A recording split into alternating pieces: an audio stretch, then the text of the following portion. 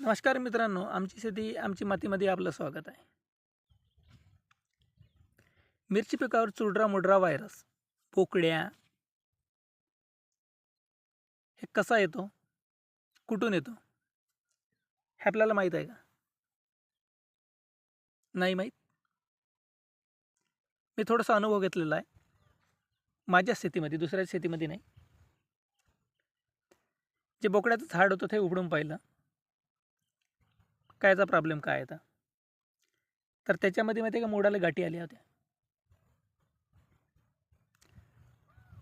तो होता निमोटेचा प्रकार. कारण का एक कीड आहे, सूक्ष्म कीड आहे, ते दिसत नाही. ते जमिनीमधूनच माहिती का मुळामध्ये हे करते. जेव्हा खोड डॅमेज होते, मुळाचं खोड डॅमेज होते, तिथं कसं गाठ तयार होते.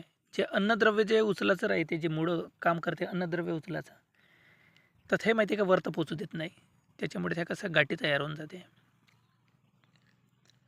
गाठी तयार होते, वरतं अन्नद्रव्य पुरत नाही. त्याच्यामुळे झाड ते पिवळं येते. पिवळं आल्यानंतर कसं होते का किडीचा अटॅक होतो. किडीचा अटॅक झाल्यामुळे ते झाड पिवळं होते. म्हणजे एकदम आकुचन पावते, बोकड्यासारखं वाकड्या इकडे चुरडा मुरडा होऊन जाते.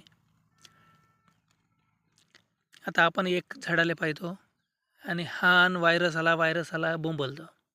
काही बोंबलून फायदा होणार नाही. फक्त याला एकच काम करायचं आहे, पांढऱ्या माशीला कंट्रोल ठेवा आणि एक मुळासाठी हुमिक वगैरे द्या, हुमिक द्या, ॲमिनो ॲसिड असे नाही का, हे प्रोडक्ट वापरा थोडंसं. त्याच्यानं कसं होते, मुळं चलनावर सुटते आणि थोडा कंट्रोल राहते. अति जमीन जर कडक असेल तर त्याला नागाडी वागडी करून टाका आणि 8-10 दिवसानं पाणी द्या.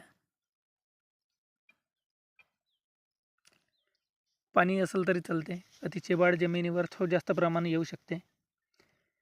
हा वरतून माहिती आहे का व्हायरस येत नाही. व्हायरस जर आला असता तर पूर्ण प्लॉट एका डावले खराब झाला असता. आज एक झाड दिसलं असतं, उद्या एक झाड दिसलं असतं.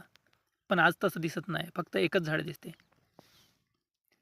कारण याचं कारण ते फक्त मुळामार्फतच होऊन जाते तेव्हा रोग.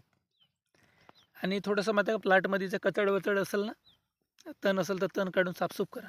कारण का कसं होते, जास्त प्रमाणात तणावर पांढरी माशी जास्त राहते.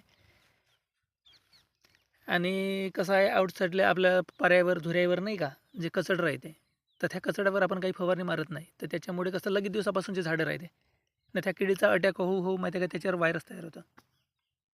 तर तेच माशी माहिती आहे का इकडे जर बसली तर थोडंसं व्हायरस येण्याचा चान्सेस राहते. त्याच्यामुळे थोडंसं पारेधुरे साफसूफ ठेवा आणि आपल्यासाठी व्यवस्थित असं आहे पारेधुरे साफसूफ ठेवणे. फक्त फोडू नका का दुसऱ्याचं नुकसान होईल. घ्या मित्रांनो आपल्या शेतीची काळजी. धन्यवाद.